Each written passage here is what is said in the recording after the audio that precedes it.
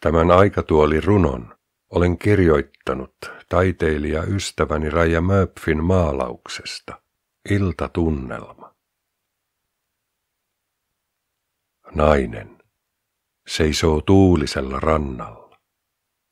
Muistelee paikkaa, jossa näki oranssin sinisen haukan kaartavan kallion rinnettä alas kohti laaksoa. Laskeutuen kukkivan pihlajan latvaan, jonka juurella on kimppuvillejä, lupineja ja koiranputkia. Häkistään lentänyt tulee naisen luo ja sanoo, se oli unta.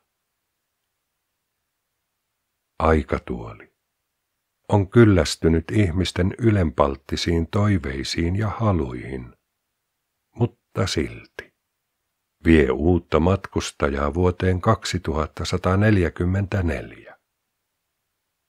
Se tahtoisi vain olla lamppua pitelevän naisen vierellä.